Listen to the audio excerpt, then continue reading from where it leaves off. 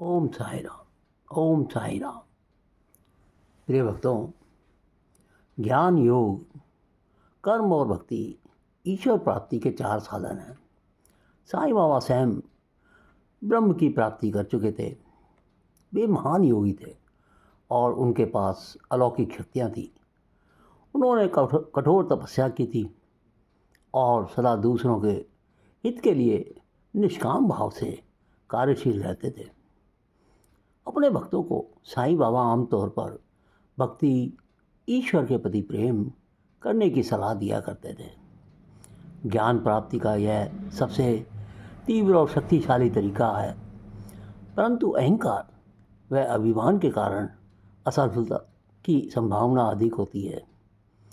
योग के साधन में शरीर और चित्त को अधिक श्रम करना पड़ता है। कर्म मार्ग में एक साधारण व्यक्ति को कर्तापन के भाव और कर्मों के फल के सिद्धांत को त्याग पाना कठिन है। ईश्वर के प्रति प्रेम भाव का मार्ग विलक्षण है। यह सबसे सरल साधन है जिसका पालन सांसारिक जीवन में रहकर भी सरलता से किया जा सकता है। साईं बाबा अपने भक्तों को भक्ति मार्ग का अनुसरण करने की निरंतर सलाह दिया करते थे। बाबा कहते हैं, कर्म, ज्ञान, योग और भक्ति ईश्वर प्राप्ति के चार मार्ग हैं। हालांकि यह चार अलग दिशाओं में जाते हैं, परंतु वह सभी ईश्वरीय प्राप्ति करवाते हैं। भक्ति मार्ग एक प्रकार से जंगल से गुजरने वाले रास्ते के समान है, जो बबूल के पेड़ों, कांटों वाले पेड़ों, गड्ढों और खाइयों से भरा हुआ है और जिसे पार करना बहुत कठिन है। हालांकि यह तंग मार्ग केवल एक व्यक्ति के लिए है, परंतु यह सीधा ईश्वर के समीप ले जाता है। हर कदम को ध्यान से लेने पर कांटों से बचते हुए इस कार्य को आसानी से तय किया जा सकता है। तभी तुम निर्भय होकर अपने ध्येय को प्राप्त कर सकते हो। यही चेतावनी माता के तुल्य गुरु हमें स्पष्ट रूप से देते हैं। प्रिय भक्तों, भक्ति मार्ग का अर्थ है ईश्वर के प्रति प्रेम। शांडिल्य मुनि ने अपने ग्रंथ में भक्ति की परिभाषा देते हुए कहा है, ईश्वर के प्रति अनुराग, आसक्ति और प्रीति। इसी प्रकार नारद मुनि ने अपने ग्रंथ नारद भक्ति सूत्र में भक्ति की परिभाषा देते हुए कहा है कि भक्ति ईश्वर के प्रति प्रेम की उच्चतम स्थिति होती है। बाबा कहते हैं, ऐसा कोई व्यक्ति नहीं हो सकता जिसमें प्रेम का पूर्णतः अभाव हो। कई लोगों में वह किसी वस्तु के प्रति होता है और किसी में अन्य वस्तु के प्रति होता है। भिन्न भिन्न व्यक्तियों में प्रेम का उद्देश्य अलग अलग होता है। किसी को बच्चों के प्रति प्रेम होता है तो किसी को मान सम्मान, धन, वैभव, ऐश्वर्य, शरीर, घर, यश के प्रति, और कुछ एक को ज्ञान प्राप्ति से प्रेम होता है। और जब किसी वस्तु के प्रति प्रेम को केंद्रित कर उसके सार को ईश्वर के चरणों में समर्पित किया जाता है, तब वह ईश्वर के प्रति भक्ति के रूप में प्रकट हो जाता है। ईश्वर या ब्रह्म के दो रूप हैं, निर्गुण और सगुण। निर्गुण का अर्थ है अप्रकट, अस्पष्ट, अप्रत्यक्ष, और सगुण का अर्थ है प्रकट या स्पष्ट। हालांकि दोनों ही ब्रह्म का रूप है। कुछ भक्तजन पूर्वोक्त प्रकार से निरंतर भजन ध्यान में लगे रहकर सगुण रूप से परमेश्वर को भजते हैं और कुछ केवल अविनाशी सच्चिदानंद निराकार ब्रह्म को ही अति श्रेष्ठ भाव से भजते हैं। भगवद गीता में भगवान कृष्ण कहते हैं, मुझ में मन को एकाग्र करके निरंतर मेरे भजन ध्यान में लगे हुए जो भक्तजन अतिशय श्रेष्ठ श्रद्धा से युक्त होकर मुझ सगुण रूप परमेश्वर को भजते हैं, वो मुझको योगियों में अति योगी मान्य हैं। मनुष्य के पास शरीर, धन, बुद्धि, इंद्रियां आदि हैं, इसलिए सगुण रूप में ईश्वर भक्ति करना उनके लिए स्वाभाविक और सरल है। आरंभ में कुछ समय तक सगुण ब्रह्म को उपासना किए बिना इसमें प्रेम और भक्ति की वृद्धि नहीं हो सकती। लेकिन जैसे जैसे हम इस मार्ग में आगे बढ़ते जाते हैं, वैसे वैसे हम निर्गुण ब्रह्म को भक्ति में अग्रसर होते जाते हैं। साईं बाबा ने भी अपने भक्तों को सगुण भक्ति की स्वीकृति दी, साथ ही स्वयं अपने अनुभव बताकर उनकी शक्ति को मान्य किया। यथार्थ में केवल साईं बाबा ही ऐसे संत हैं जिन्होंने सगुण भक्ति के अनुभव प्रदर्शित किए। अब हम आपको एक ऐसी घटना बताते हैं जिससे हमें शिक्षा मिलती है कि साईं बाबा के चित्र के दर्शन करना ही उनके प्रत्यक्ष दर्शन के समान है। मुंबई के कीर्तनकार सुतार, जो आधुनिक तुकाराम के नाम से प्रसिद्ध थे, एक बार बाबा के प्रत्यक्ष दर्शन के लिए शिरडी गए। वह उनकी साईं बाबा से प्रथम भेंट थी। हालांकि वे इससे पहले साईं को कभी नहीं मिले थे, लेकिन जैसे ही दोनों ने एक दूसरे को देखा, साईं ने उन्हें स्पष्ट रूप में कहा, मैं तो इन्हें 4 वर्षों से जानता हूँ। बाला हुआ विस्मित हो गए कि बाबा ऐसा क्यों कह रहे हैं। बाबा ने तो कभी शिरडी नहीं छोड़ी और मैं आज पहली बार शिरडी आया हूँ। यह कैसे संभव है कि बाबा मुझे 4 वर्षों से जानते हैं। चिंतन करने पर उन्हें अचानक स्मरण हुआ कि 4 वर्ष पूर्व उन्होंने एक बार बाबा के चित्र को नमस्कार किया था। बाला बुआ को तुरंत ही बाबा के शब्दों की सत्यता का बोध हो गया। संतों की सर्वव्यापकता और भक्तों के प्रति उनके प्रेम को तो देखो।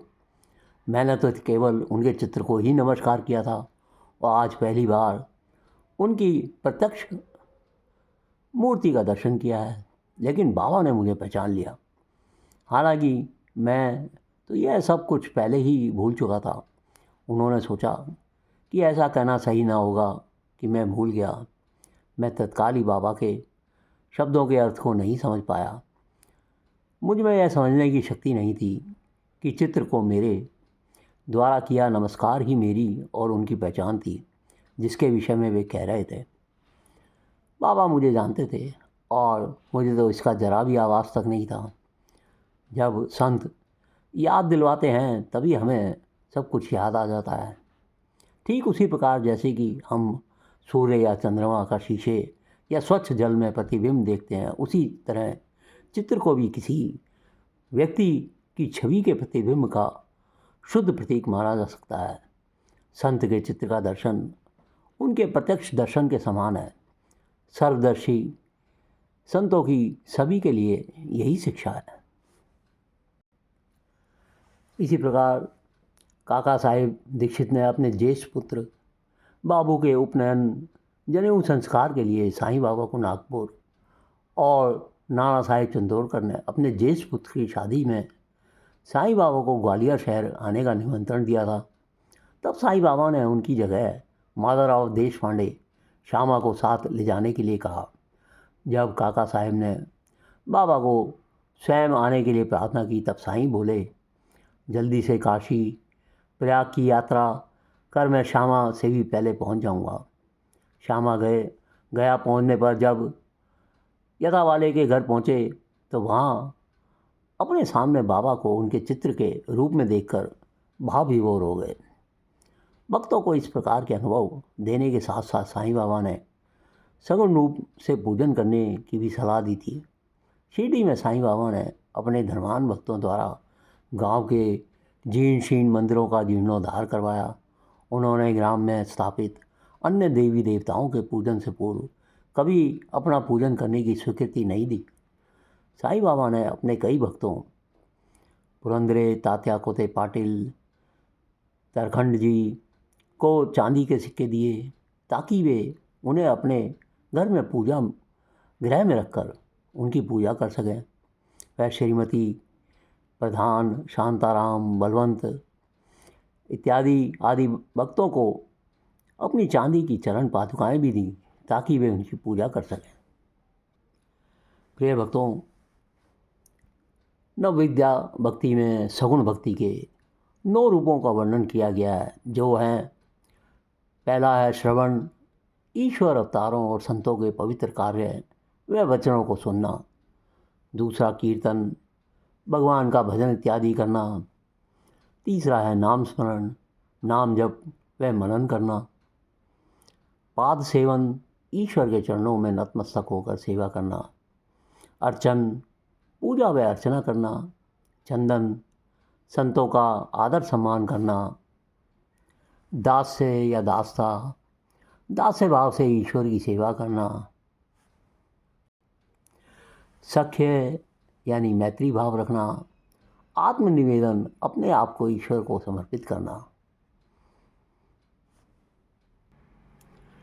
इस अध्याय में ये कहा गया है, यदि इनमें से एक को भी हृदय में दृढ़ भाव से अपनाया जाए तो भगवान श्री हरि, जो केवल भक्ति के भूखे हैं, अति प्रसन्न होकर स्वयं भक्ति के घर प्रकट हो जाएंगे। साईं बाबा समय समय पर कई बार सीधे व कुटिल रीति से अपनी बातचीत और व्यवहार द्वारा भक्ति के 9 रूपों की चर्चा किया करते थे। श्री साईं सरस्वती के संबंध में साईं बाबा ने स्वयं कहा था, इन कथाओं का जो कोई निष्ठापूर्वक वर्णन करेगा और आदर के साथ श्रवण करेगा, उन दोनों को ही परमानंद और चिर संतोष की उपलब्धि हो जाएगी। बाबा के श्रीमुख से निकली इन कथाओं का जो भक्त ध्यानपूर्वक श्रवण करेगा, वह अपने शारीरिक कष्टों को भूल जाएगा और निरंतर उन कथाओं का ध्यान व चिंतन करने से स्वतः ही संसार के बंधनों से मुक्त हो जाएगा। बाबा के चरित्र और उपदेशों के श्रवण मात्र से ही हृदय में बाबा जागृत होकर सरलतापूर्वक आत्मानुभूति एवं परमानंद की प्राप्ति हो जाएगी। बाबा कहते हैं, मेरी कथाओं के श्रवण से, उनके कीर्तन द्वारा दूसरों को वर्णन करने से और कथाओं का मनन करने से मेरे प्रति प्रेम व भक्ति में वृद्धि होगी व अज्ञानता का तुरंत ही अंत हो जाएगा। प्रिय भक्तों, स्मरण का अर्थ है नाम स्मरण, अर्थात ईश्वर के स्वरूप का ध्यान करके निरंतर उनके नाम को दोहराना यानी जप करना।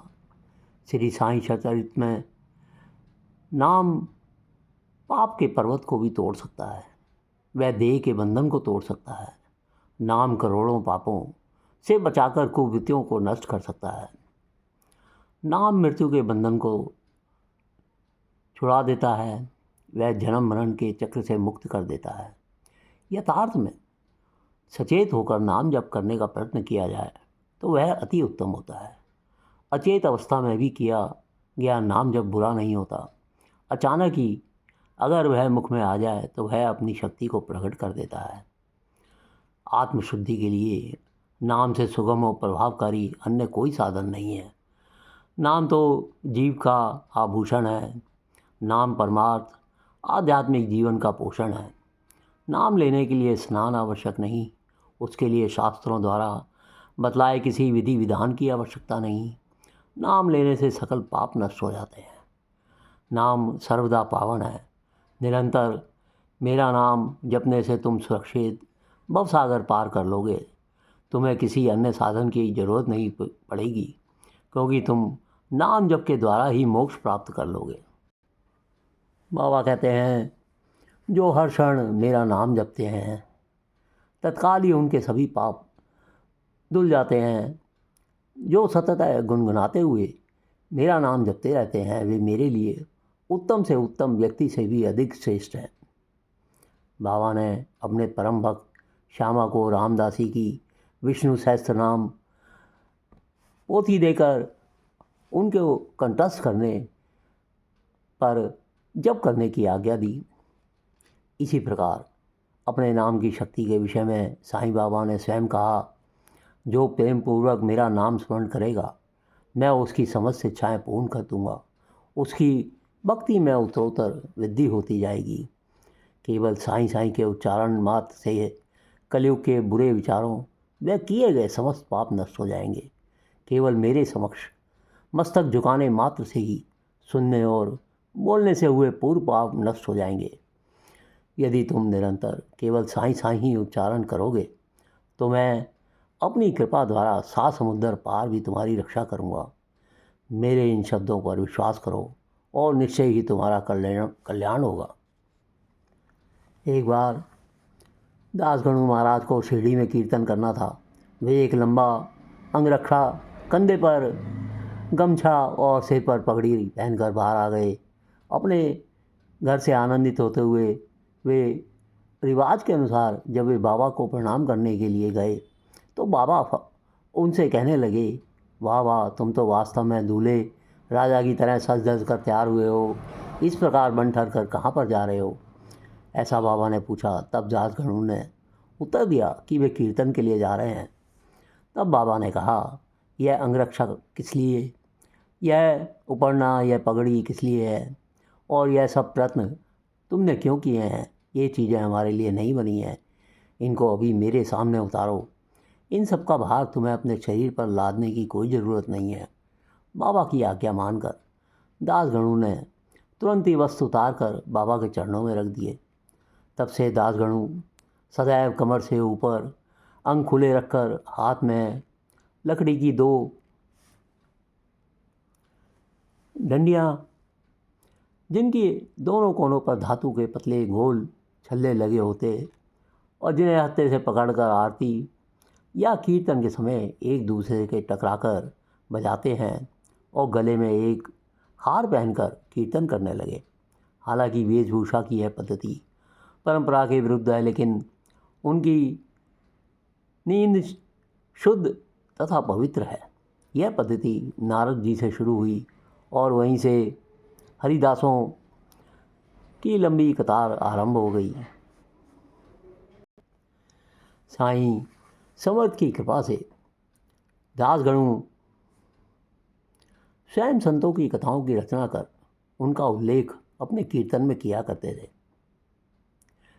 इसके लिए वे किसी प्रकार की धनराशि भी नहीं लेते थे। इन्हीं कारणों से वे प्रसिद्ध हो गए, जिसके फलस्वरूप दासगणु ने लोगों में साईं भक्ति के प्रति जिज्ञासा जागृत की और आनंद के सागर श्री साईं के प्रति प्रेम और भक्ति की भावना को दृढ़ किया। प्रिय भक्तों, बाबा की लीलाओं का हम इसी प्रकार सारांश में वर्णन करते रहेंगे। चैनल को सब्सक्राइब जरूर कीजिए, लाइक और शेयर कीजिए और बाबा का नाम लेते रहिए और उनकी प्रेम भक्ति में डूबे रहें। बाबा सब पे कृपा अवश्य ही करते हैं। ओम साई राम, ओम साई राम।